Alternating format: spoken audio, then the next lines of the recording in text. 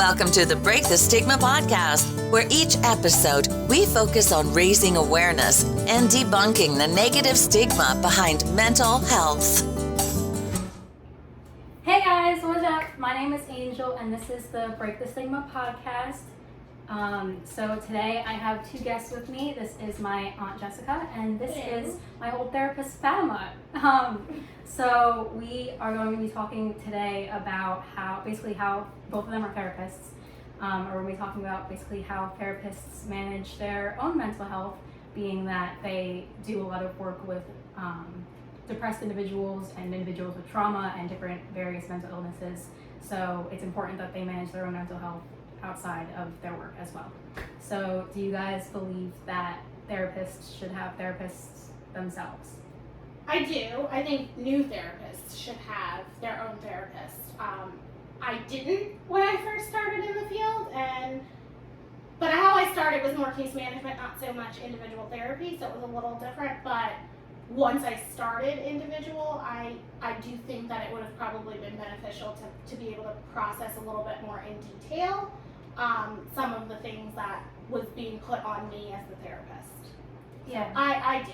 I don't know about you, Fatima. How do you feel? Oh, I absolutely think that you need to have a therapist. I was very lucky in that my first supervisor was a very good therapist, and she was very guiding and really letting us know the importance of processing everything out with her. And it was like, well, do you think it reminds you of something?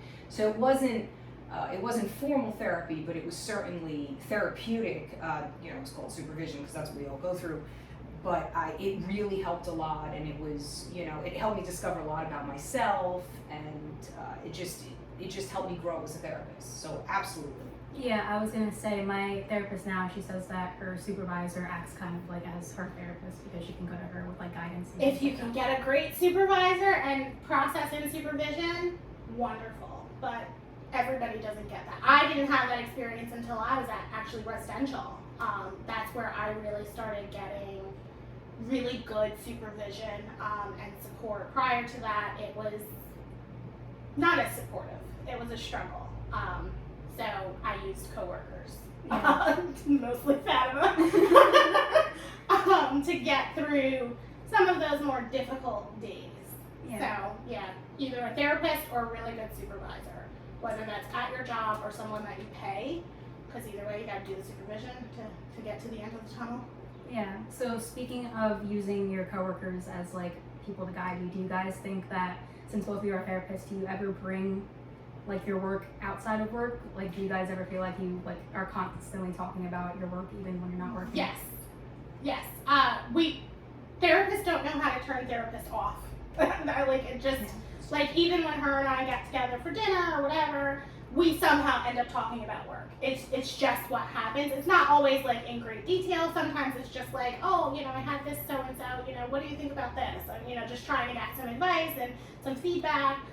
Or also just trying to figure out a way to process, like, this happened and I have no idea what to do with it. My supervisor said this, but I'm not sure about it. Just having another person to be able to bounce ideas off of.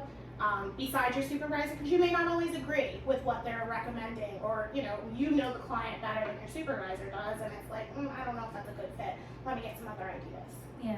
We also have the benefit of having worked in community mental health, where you run the gamut of different mental health situations.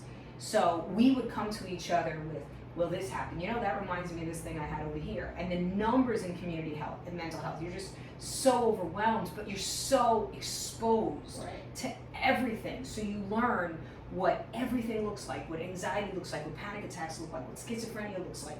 You start to see like, oh, that's what that looks like. Oh, okay, now I get it. So you could say to somebody, hey, I have this client, and he's having these issues, and this is his diagnosis, and this is his baseline, and I'm having trouble communicating with him. I feel like I'm losing him sometimes. And so it's so important to be able to talk to someone else who's also in community mental health and has also seen the variety of clients that we see. Right. So I think that we have the advantage of having been through the community mental health system. I mean, we've seen a lot. Yeah, it's like, it's like the emergency room. Right, exactly. We see a lot. Exactly. Do you guys ever feel like you therapize each other? Oh yeah, absolutely. I therapize myself all But I'm saying, like, do you guys like go to each other for therapy, or is it more just like I'm friendship advice? sure in a way it feels that way, you know? Yeah. I mean, Fatima and Indirectly. I think in the beginning when we first met, it was Oh, definitely yeah. therapy. I think, you know, we were both struggling with some things, and that's actually how we built our friendship. And for me, I think it definitely was therapy. Absolutely. Because I was so new from, you know, my experience and the things that I had went through, and it was just like Fatima was placed there to help me get through that, along with my therapist that I had at the time.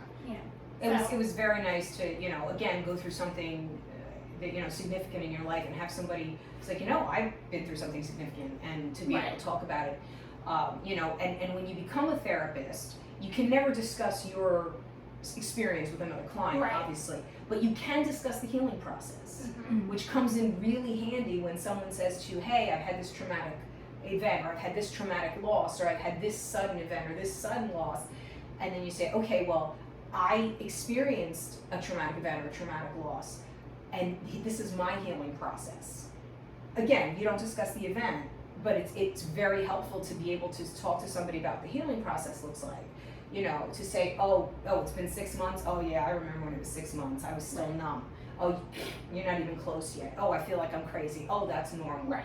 Yeah. People really appreciate that. Normalizing what they're Oh. feeling and experiencing. And also it helps, I think, to build more of that therapeutic alliance where they feel like, oh, you actually do get it, you know, Exactly. as opposed to saying, oh, I understand, but you have no idea what they're Yeah. talking about. Exactly. And it's validation at a much higher level. Right. yeah, and going off of what you said, Fatima, about like going through it and like knowing, how do you guys feel about, so coming from someone that like goes therapy and has had multiple therapists, I don't know why, but in my mind, like therapists, like they just have all of their shit together. Oh, honey, we're very good actors. So, did you like? How do you guys like mask everything? Like, if you're going out, like if you're dealing with a lot I'll of let you start things with on the that. outside world, how do you mask that? Well, I 'Cause don't mask it. I always just feel like my therapist has all their shit together. No, They're just, like, this absolutely not. guardian angel from No, heaven. not at all. I don't mask it. You know, you know, one of the things, like when I'm in couples therapy with somebody, and I'll say, oh my gosh, my husband and I were yelling about that just last week, and they look at you like, you yell at each other? Yes, we yell at each other. You know, that's part. No, I don't mask it. Absolutely not. Again, I don't discuss what I do. I discuss the healing process. Yeah. So I say, oh yeah, I've experienced that, or I've been through that, and it's rough. These are some of the ways that I've handled it. I always bring in what other people tell me. I think one of the, again, advantages of being community mental health and now private practice, that we have a million different resources to give us information. So I'm always asking people, and how'd you deal with that? How'd you get through it? What'd you do? You know, I'm always collecting data so that I can help other people that find themselves in similar situations. So that way, even when I don't experience it, which is going to be 9 out of 10 times, because I'm just one person, I can draw from somebody else's experience and from somebody else's healing process. Yeah. Right. And I think the reason that it appears that we have our stuff together is because when we come in that room, it's no longer about us. We check our stuff at the door, regardless.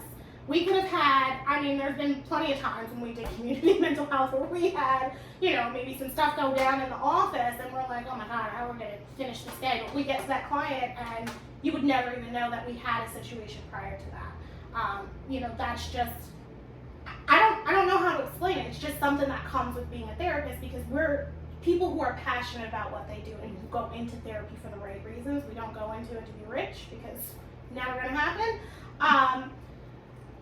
We know that we're that next step for that client to be able to heal and really get to the other side. And that's what fills us. Like any success that a client has is our success. Yeah. And I think that's what you see when you see your therapist and you're like, oh, they got their stuff together.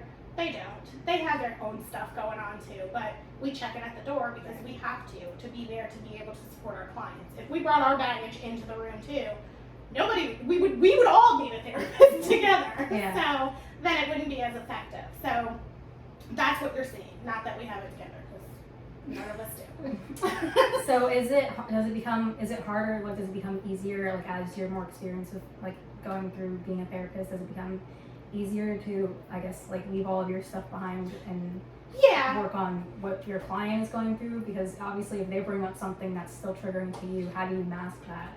So it's challenging to mask it, especially, if you've had like a recent experience that you're still processing yourself. Sometimes that can be challenging. Supervision. Processing that in your supervision, calling your supervisor saying, hey, I need to talk about this today. I can't wait till next Tuesday when we have our supervision. Utilizing that and your support, family, friends. I utilize Fatima all the time. You find your core social work friends, I like to call them, because, those are the people who, they're your people. Those are the people who understand what you're experiencing and like, oh yeah, I had that and something like that or whatever, like she said, and you just pull from their experiences and try to utilize that to help yourself or your client. Now, if you ask during the session, I like to use carbonated beverages. I really do. Like, that's when you're feeling something and you need to take a few deep breaths and you need to get through this because it is triggering something in you. And with time you'll recognize the triggers very early on and you'll be able to manage them long before they get out of hand, which is what we do for our clients every day or what we're helping them accomplish. But yeah, I'm a huge fan of carbonated beverages because I can take a drink and the other person doesn't know what I'm doing. They think I'm taking a drink. Mm-hmm. And it's not their job to know what I'm doing. It's my job to manage what I have going on so I can continue to help the person who's seated opposite me. Right. And so yeah, that's mine, carbonated beverages. I'll take I use water. I always have something to drink. Always. Oh. Even if, like she said, when you're just sitting there, or even when you're not really sure how to respond and you need to think about it, but you don't want the client to know that you really have no idea what to say to them, you take a drink. Take a couple of drinks. Now I'm going to notice this because my therapist drinks a lot of water. Sorry. And I think she could just be thirsty. I think, it's not so much we don't know what to say, it's that we need to process it a little bit to make sure it comes out right. Right. Yeah. It has to go through a few filters. It's like, wait a minute, this one isn't coming out just like that. I need to put it through a few filters first. Because you also don't want to offend. Exactly. You don't want, to put the client on defense. Like, no. Well, no, that's not how I meant it, and have to kind of clean it up. So. Yeah. Right. Taking a break. So if your therapist is drinking a lot of water, she's just processing. Let her process because that's her way of helping you. Or she's thirsty, but she's probably processing. She's probably processing. Yeah. It's just a little trickier.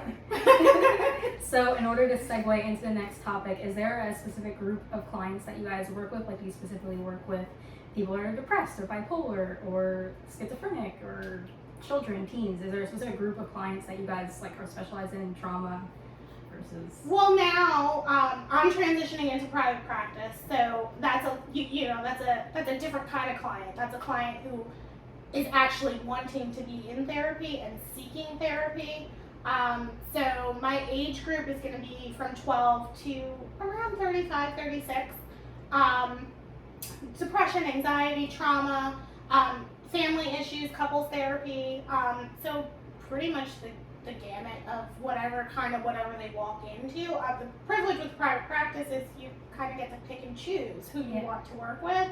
I happen to really like working with teenage girls. That's not Fatima's thing. She would prefer probably the teenage boys.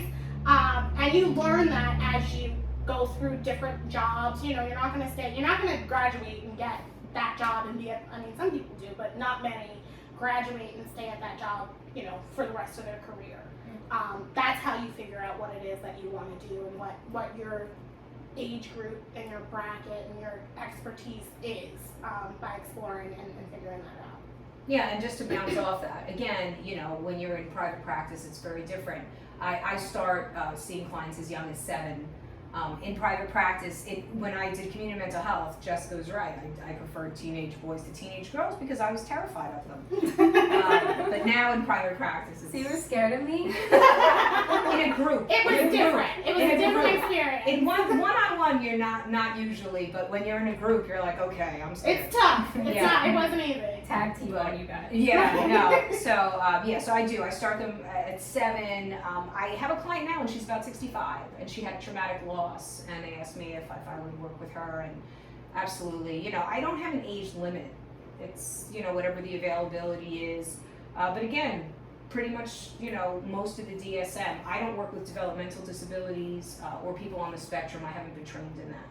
But everything else is part of the course. Do you think that it's more difficult to work with clients that are older than you because like they might not take you as serious? Because I always had that fear of like when I first go into the field working with someone older than me that they'd be like, oh, you're just a kid, like you don't know what you're talking about. I start a lot of sentences with my grandmother used to say, my mother used to tell me, my great aunt used to say. I started a lot of sentences with that when I was younger, and it was so I could bring their wisdom to the table. I didn't try to pretend it was mine, and that seemed to help me get through that. Okay. So that really helped. But no, I don't have that. Not now, because once you get to a certain age and you just sound a certain way. Well, I still have that issue because I look so much younger than I actually am. Yeah, that's so I just what I do is and I don't have a cap on my age. That's just in my private practice. That's just the age group that I prefer. Not saying that I wouldn't take anybody older. I'm not taking anybody younger than 12 because I find I struggle with working with kids that are younger than that. But for me, how because I've heard it my entire career. Like, you're young. What are you going to teach me that I don't already know? And I'm like, you're right. Maybe we can teach each other something. And that's how I present it, saying, well, you have all of this life experience, but I have this education, so maybe we can bring the two together and try to work as a team to get to the next goal. Usually, every now and again, I might get that one client that's like, no, I want somebody that's my age. Okay, no problem, that's your preference, that's your right. But for the most part, when I say that, they are usually I think it kind of takes them back, like, oh, well, she's a little bit of a smart ass. But I'm not saying it in a disrespectful way, and then I'm still because of how I was raised, I'm still very respectful of them. Mm-hmm. So, they'll say, oh, call me Jane, okay, Miss Jane, because that's just who I am, and they seem to like that aspect of respect, even though they tell me to call them by their first name, and I still don't. Mm-hmm. So just, helping them to understand that, yes, you're younger than them, acknowledging it because, you can't hide it. Like, if you're 65 and, I'm clearly nowhere near 65, I can't hide that. So addressing it, validating how they feel, and figuring out a way to spin it so that they're more comfortable with it. You'll spin a lot of things. When I'm in a very tough situation with someone, sometimes I'll say, when you're lying on the gurney in the ER, you're asking the doctor for his credentials, you're just trusting that he might know what he's doing because of the position he's standing in. Oh, I like that one. And,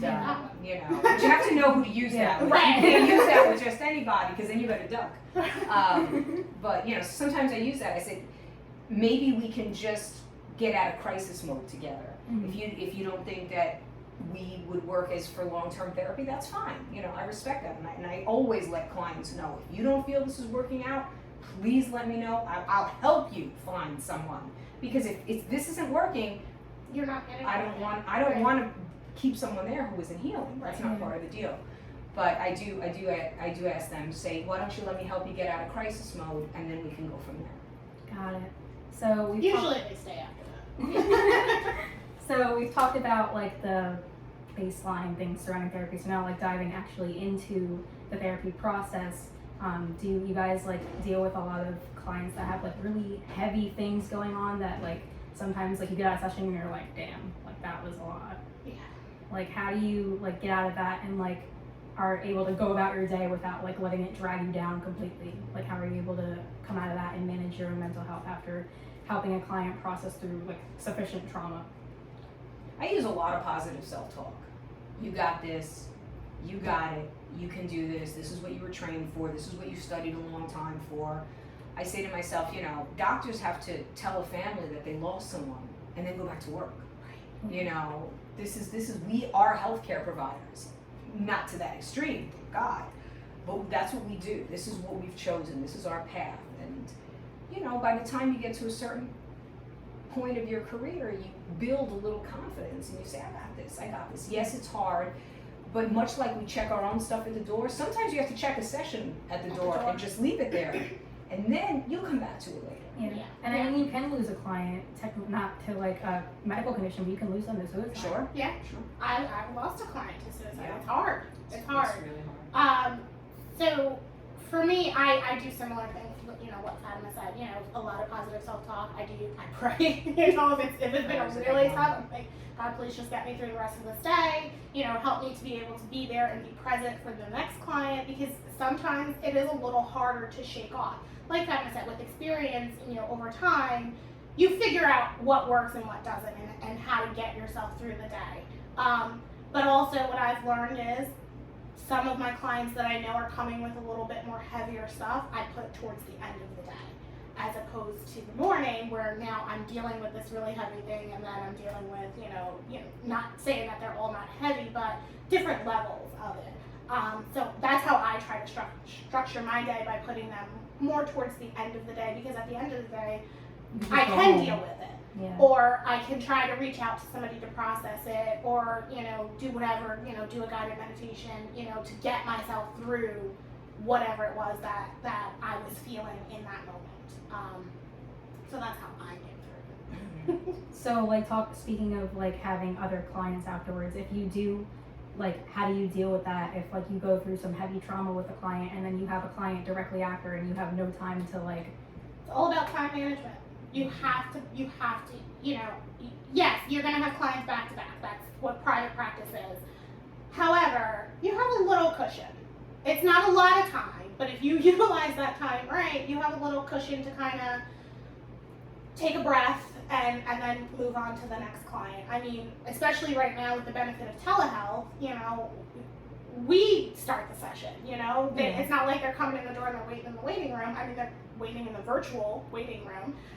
So if maybe we need an extra minute or so, sometimes I'll send a message, oh, I'm so sorry, I'll be there in, 2 more minutes or something like that, so that I can make sure that I'm present for that next client. I don't want to bring any other client stuff, any of my stuff into that session, because clients know. Yeah. They know when the energy, even virtually, they know when the energy is off and when things are not, and when you're not fully present. So you don't want to bring that. So you have to figure out a way to take that minute to compose yourself so that you can get to the next client. And a 5-minute meditation is very powerful. Yes. You can find it all over YouTube. You can find them anywhere. A 5-minute meditation doesn't sound like a lot, but we generally have 10 minutes between sessions. Mm-hmm. And you can take that 5-minute meditation, and that will absolutely recharge you. You don't have to be recharged forever. You have to be recharged enough to finish the rest of your day. That's all you have to do. Yeah. Sometimes you'll get to the end of the day and you'll cry. And you'll say, wow, this was a horrible day. You go for a walk, you do whatever you need to do to get through it. But you just need to recharge yourself enough to the end of the day. That's it. You don't have to, solve all your problems in one shot. That's not why we're there. No. So with that being said, guys, we're going to take a short break, and when we come back, we're going to talk a little bit about their personal experience with some clients, some funny client stories to lighten up the mood a little bit, and then they're both going to share a piece of advice that they have for future therapists like myself. So see you after the break. And welcome back, guys. So over the break, we discussed what we're going to talk about in the last half of the show. We had some struggle busting going on with both of them trying to figure out which stories they're going to tell. But we do have 2 funny stories that we're bringing to you guys. And then we're going to talk about some success stories like my aunt suggested. And then we're going to end the episode with some professional advice from these 2 ladies. So who wants to start off with their funny story? Okay, I'll start. So me and my coworker, this is before you even came to JRS. Me and my coworker went to go see a client with our supervisor, because this was a very high-risk client. She had a lot of struggles. She had 2 really big dogs. I don't like dogs. I'm terrified of dogs. It just wasn't my thing. My supervisor, the deal was the client was supposed to put the dogs in the backyard, which the client did. However, when we were in the house, we were saying some things. Client was getting a little upset with us, so she let the dogs in the house. And my supervisor at the time was pregnant, and I'm terrified of dogs. And I pushed my supervisor in front of me, so that if the dogs attacked, they would attack her and not me. In that moment, I did not feel bad about it. I'm going to be very honest. I do now. But I was very fearful, and I felt like I needed to fight for my life. And it was gonna be me or her. Me or the pregnant supervisor. Me or the pregnant supervisor. Listen, it wasn't my finest moment. Okay? My other coworker literally just froze and did not move, and the dogs didn't go near her, but they came directly towards me. A pit bull and a Rottweiler. What would you have done? I just moved the first thing I saw in front of me. It happened to be my pregnant supervisor. I'm so sorry for that. I did apologize. I did apologize at the time. But in the moment, I was like, listen, it's her or me. I won't ever do it again. I will just So not go. I won't big go in the dogs. house. Oh, okay. Yeah, no. They have two big well, I don't go in homes anymore anyway, but if I did, if you have dogs, you have to come outside and sit in the car with me because I can't trust that you're not going to let the dogs, wherever. I don't put the child dogs out. I don't put the child lock on. You sit in the back so you can't open the door. That's it. Fatima? So my story was I was counseling a gentleman in his 60s who had some anger issues, and his girlfriend was in her 80s, and she had a former boyfriend who was in his 50s who would come down and visit them every now and then, and she had a beach house here at the shore, and my client was working out the issues in our sessions about how he was not happy that she was still friends with this former boyfriend.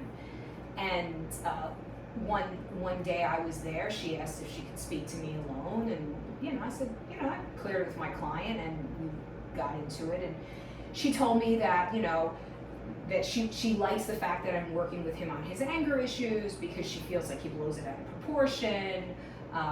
She said, I remember she said, Fatima, don't get me wrong, my old boyfriend was much better in bed.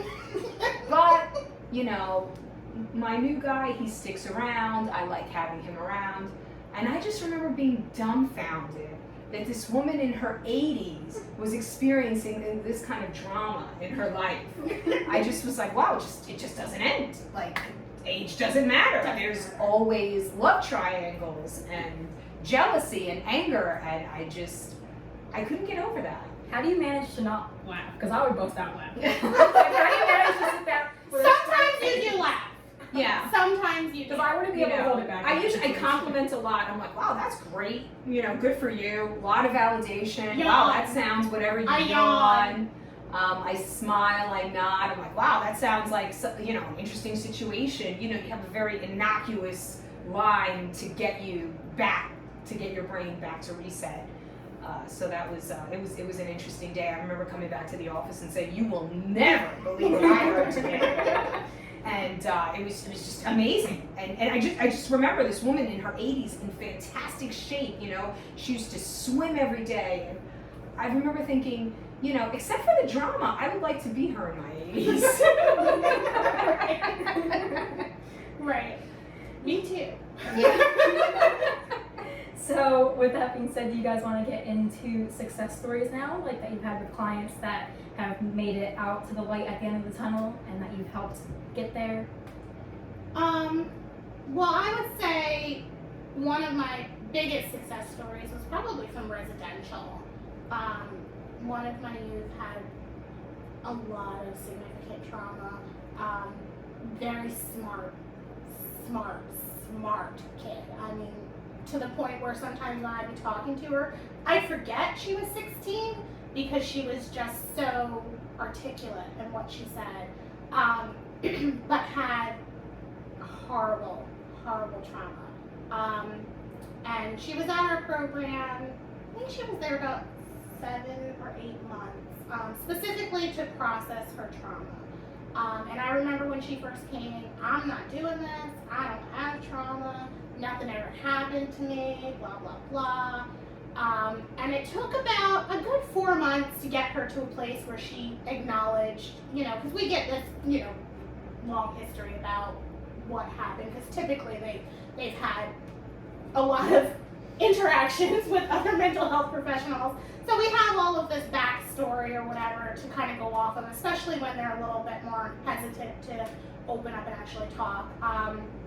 And I remember when we did her trauma narrative. So there was an actual curriculum for trauma work that you do, blah, blah, blah, and then the end, you write your trauma narrative. You're actually writing it from the beginning. I mean, you're just writing it and rewriting it, and that's how you're processing it. And I remember when it was time for us, and at the residential program, you pick somebody from your family or somebody that you feel close to or whatever that you would like to share that with.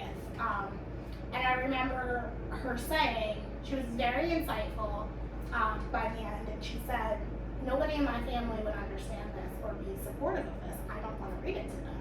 I was like, oh, well, you know, I mean, I knew that, but if she said that she wanted to read it to her dad, I wasn't going to say, oh, are you sure about that? you know? So she chose the house manager in the program, you know, and I cleared it with many people before we took that step, you know, because I wanted to make sure, you know, she had her confidentiality and, you know, I was doing what I needed to do. It was cleared. And that was the first time she read it, and she never cried. You know, any other time, even, you know, in the beginning, she couldn't even type it. I had to type it for her. She couldn't handwrite it. She said, I can't do it. And I said, well, you know, how do you want me to do this? And she asked if I could type it for her. She wanted it typed. I don't know why, but she wanted it typed, which was good because my handwriting is not the greatest. But then, you know, I remember when it came time and we were talking about her discharge, and she really struggled with her family, really struggled. And her care manager that was outside of the facility, she really advocated for herself. And usually she kind of just went with the flow, all right, this is where I'm going, okay, whatever, you know. And I remember sitting there watching her talk to her care manager and saying, if I go back here, this is what's going to happen. I can't do this. I think this is the best place for me in this book. And didn't get upset. And she had significant anger issues. She was very defensive. And I was like, this kid really got it. And fast forward, she kept in touch with the house manager. We are not allowed to keep in touch with our clients. However, you know, if we saw them on the street or something and they spoke to us, if they spoke to us first, we, you know, I'd say hi, but that's kind of where I'd leave it or whatever. But she was very close to the house manager, and she still kept in touch. And I found out, actually just recently, that not only did she graduate high school, she is in independent living. She has her, you know, she's getting ready to transition, I think, into her own apartment. She has been accepted to like 4 or 5 different colleges, full ride scholarship. And this was a kid who was failing when she came. Made up all of her work, graduated on time. Like, she is probably, out of residential, one of my biggest success stories, but she's doing phenomenal. She's set really healthy boundaries with her family, and she's one of 8 children. Wow. So, really big family, and a family that wasn't totally supportive. So, for her to still be able to push forward and do the work and do what she needs to do without support, really, because really the only support she has is paid professional support. She really challenged herself and really rose to the occasion. So I'm very proud of her. Very proud. I wish I could tell her that, but Yeah. Fatima. So my story is from private practice. It was from a teenage girl who the mother just came to me and said, listen, I don't know what's wrong with my daughter, but something's wrong with her. She's anxious, she's a smart kid, she's not paying attention in school, something is very wrong. She tells me nothing's wrong, I know something's wrong. I don't think the kid spoke to me for the first 3 sessions. Mom would speak and the kid would go like this, she would look around, she wouldn't talk to me. Eventually I said, okay, so let's deal with this big stuff. What's going on today? You know, and so we started with the very day-to-day stuff. Oh, my mother made me angry about this, and my father made me angry about that, and my little brothers are annoying. All the different, you know, just the day-to-day stuff, and that's how we started building rapport. Well, one day she sends me this email and she goes, I have a big secret I'm going to tell you in our next session. Okay. All right. So I said, you know, you okay now? You know, I don't give therapy via email. Just wanted to make sure she was okay. Yep, okay. Texted mom, is she okay? Yep, she's fine. Okay, great. So at the therapy session, she tells me that she's been sexually assaulted by her mother's best friend's son. And it happened when she was 10 years old. And it happened from age 10 to about 13. And she was terrified of telling her mother because this was her mother's best friend. This was the go-to. This was, you know, she was, you know, her mother was very careful about leaving her alone with this guy, but he did it, she left her alone just enough for this abuse to go on. And she told me that when she was 13, she finally said to him, stop, or I'm gonna tell. And then he stopped. But by the time I got to her, she was 16, and she had this experience. And we also wrote a trauma narrative, but it was during COVID, so she hand wrote it, and she would read it to me and revise it, and we would go through it. And her mother and father were beyond supportive, a little different than your case. Her parents were beyond supportive. The mother told the friend right away. The friend's mother got the kid into therapy right away. It was like, no, this doesn't happen. Everybody was on board with, we are going to get better. Obviously they were definitely never going to be alone again, even though it had been so long. So everybody got on board. I remember when things were good, and she would say to me, oh, I had this anxiety at school. She got her grades all the way back up to where they had been a long time ago. And she was doing presentations, which was really killing her grades because she could no longer do presentations. The anxiety was too much. She couldn't talk to her parents. It was really hard. But then, when the sessions start hearing everything's better. I said, okay, it's time to drop you every other week. No, I can't. I said, yeah, you can. You're going to start doing sessions with me every other week. And I'm happy to say that last month we dropped to monthly sessions. Wow. So she's doing well. So she's still a client, and we still work together, but now it'll be on a monthly session. Well, that's maintenance. Yeah, so she can check in and do it. But she came a long way, and we're always happy to help out. I go to therapy twice a week, and I could never imagine once a month. That is so scary.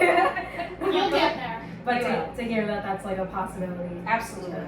With the right support and the right processing, even with, as you can see, the difference in our stories, my client didn't have the support. However, she created her own support. Although these were paid, individuals that were placed in her life to do this particular thing, she made them her support. She utilized what she had, and that's it. That's what you have to. You have to utilize what you have. You're fortunate enough that you haven't lost a family. Me being the best. So things are good.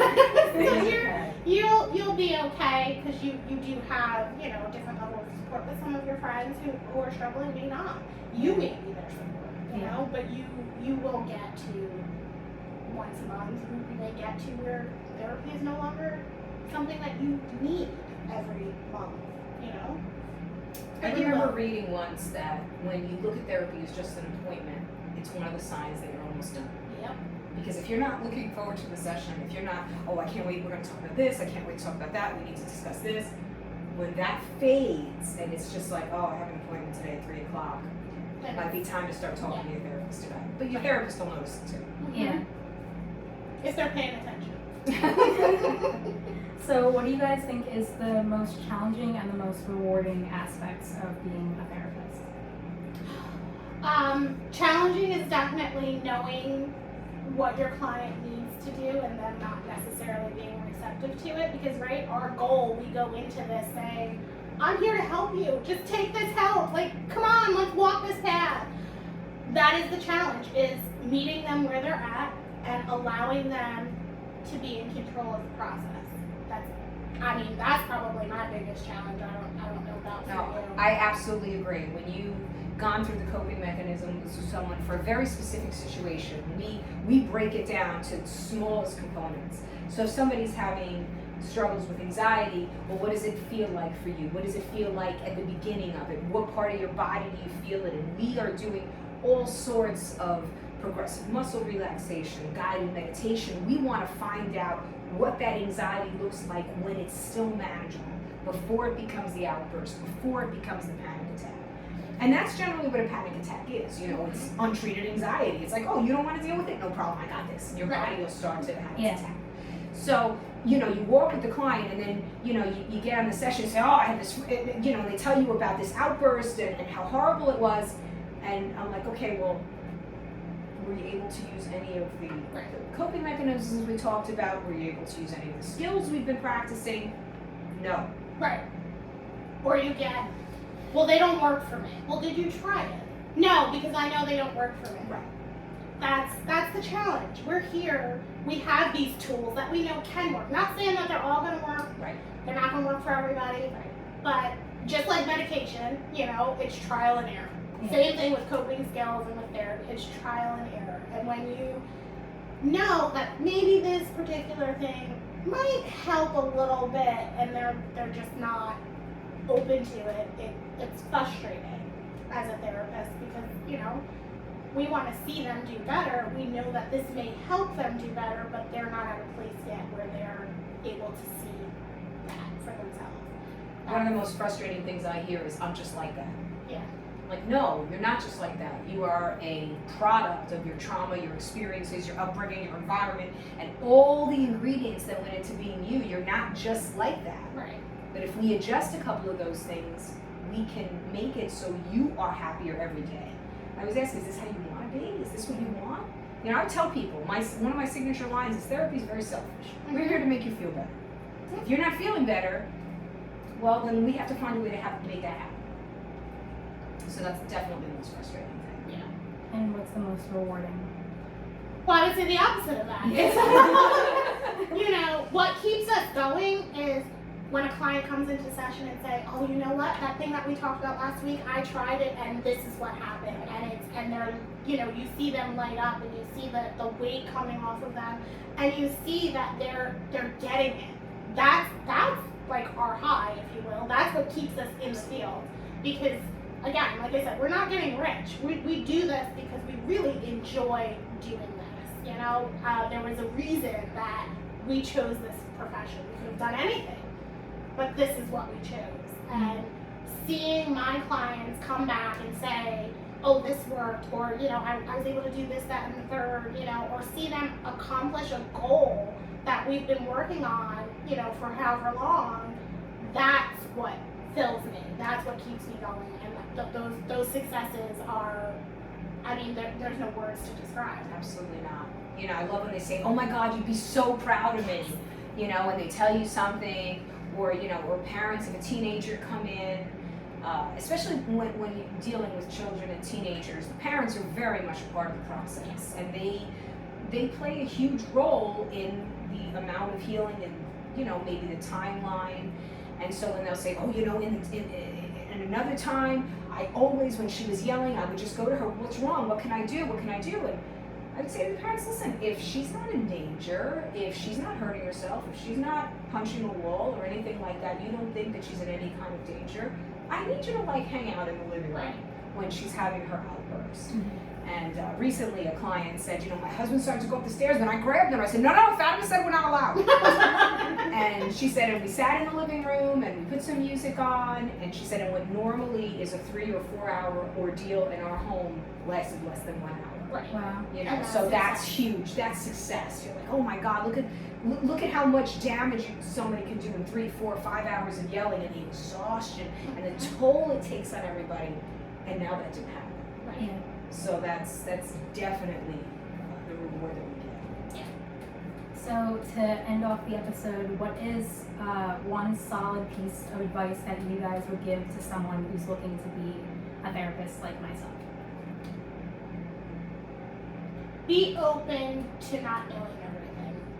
Be open to getting feedback from other people without feeling like you have to defend your actions in that moment. Because, again, as a new therapist, you don't know anything until you're in the field. It's scary, it can be intimidating, but be confident in your education. Because you have the tools, you know how to do it, you know what you're supposed to be doing. And, sometimes you may not do it exactly the way it should be done or the way you were taught, which is what the supervision is for. use it and make sure that what your supervisor is telling you, the feedback that you're getting, that you're really digesting and taking in and trying to utilize that to improve yourself and to keep growing. Yeah, again, utilizing supervision is the most important thing. You know, there can't be a moment where you say, well, I don't want to tell her that this happened because I'll feel stupid. Right. No, that's exactly what you should be telling your supervisor that happened. And the other piece, and you're already doing it, is make sure that you are in therapy figuring yourself out. Figuring your own triggers out, your own biases, you know, because you may not agree with what the other person is saying. Look at the world that we live in that's so politically divided, that's so socially divided. You may not agree with what that person across the table from you is saying, and that's irrelevant. You know, they could be telling me how their religion is the best thing in the world, and I have to say, okay, well, let's, you know, we can build on that. But you have to recognize what your own biases are, so when someone is across the table from you, and they are the exact opposite of everything you believe, that you have to stick to your rules. You know, they're not hurting themselves, they're not hurting anybody else, there's, you know, all the normal stuff that we think about. Obviously, you can't be judgmental, but it's so important to have your own biases in check, because they're going to pick up on that. Oh yeah, and you're going to have a client. You're going to have several clients with that. I mean, and it is very important to know how to check that for yourself. And if you can't, utilize that supervision. Absolutely. So do you kind of have to, like, not saying throw morality out the door, but like if your own morals are being broken by your client, You have can't to do anything respect about the it. differences. Right. Right. And that's all it comes. As long as they're not hurting themselves, they're not, you know, threatening you in any way. And you know, sometimes you may have a client and say, you know what, I don't think I can work with this particular person. That's okay, because that's not hurting the client. Because by working with the client and you know that you can, that's what hurts them. So, you know, recognizing when you can and can't work with a client, you know, like when I did re-entry for a short time, you know, recognizing that I can't work with people who've molested children. That's just not, I can't get past that. I am no longer a benefit to them, you know, and there are therapists who can. That's why there's so many of us who do so many different things, you know. What I can't do, she can. What she can't do, I can. Eventually, when you come into the field, same thing. You'll have your, you know, so know your boundaries, know your area and your biases, like Fatma said, and utilize that supervision. And it's interesting that you bring up the child molestation, because when I was very new in the field, I had a client that was assigned to me that was struggling with that. And I went to my supervisor and said, I can't work with that guy, I just can't. And she said, Fatima, what if your work with him stops one child from getting molested? Mm-hmm. And so that was something that made me take a step back and recognize that, okay, even though I have these biases, I'm not doing it for him. I was able to create an anchor of, I am doing it to help the children that maybe he won't hurt because of this session. That's huge. Right. And that was Right. a very big step. But again, supervision. I didn't have Supervision that. is Probably key. if I had a supervisor in that moment that was able to have a similar conversation, I probably could have looked at it differently. I unfortunately didn't. I would say now I probably could, Yeah. Absolutely. because I'm a different person. I've had better supervision. I've been able to process a lot more. I mean, I've worked with clients and I'm like, I would never, you know, they ask you that in school. You know, what's the population that you can't ever work with? Mine has always been, I can't work with people who hurt children. I had a client who hurt a child. Not sexually, but physically hurt a child. I have many clients who abuse children. Here I am, you know, many years ago saying, nope, can't do that, nope, I think that all those people should just, you know, be in a jail somewhere, blah, blah, blah. You know, but what did I know? You know? Well, they And have now- their own trauma Exactly. and their own experiences that they bring to the table. And what you understanding learn that. from them. I mean, I can honestly say I've learned a lot from those particular clients, that things that I actually utilize with other clients. Absolutely. You know, so just be open, you know, and supervision. Can't We say can't that say word enough. anything else. Can't say that word Supervision and self-care. That's right. Self-care. is very important. Yeah, that's what my therapist says. Yes. Self-care is huge. Yes. Find your thing and use it. Thank you guys for being part of this episode. I appreciate both of you guys for coming on. And is there any final words that you guys have for the audience? I'm just gonna bounce off Jessica. Self-care, take care of yourself. You know, find an activity that, no matter what's going on in your life, allows you to escape and process your thoughts. For me, it's bike riding. That's what I do when I jump on my bike. I'm free. Find that activity in your life to be able to process what you have and to be able to get pleasure and exercise in my case. But find your own. I would say support. Create support. I wouldn't be where I am today without support, whether that's friends, family, teachers. Support. Because, especially, in my experience where I didn't have the best supervisors and supervision, family, friends, people that know who I am and who can help me kind of come down off the cliff, if you will. Because there's been many times, I can't do this is not for me, and and then we talk it through, and I'm like, all right, I'm good now, Right. But support, and self-care. Like Fatima said, find what makes you happy. I get my nails done every month. That's my happy time. I sit there and I don't have to think about anything. And my guilty pleasure is reality TV because I don't have to analyze them. How wonderful. I can watch them just create complete chaos. It helps me. So, to all of you future therapists, we welcome you. We need Absolutely. you. Thank you. Find the right support. Thank you. Thanks for having us. Thank Of you. course. And Alright. thanks all for Thanks, Monica. watching. Thanks. Bye. Take care. Bye-bye. Bye.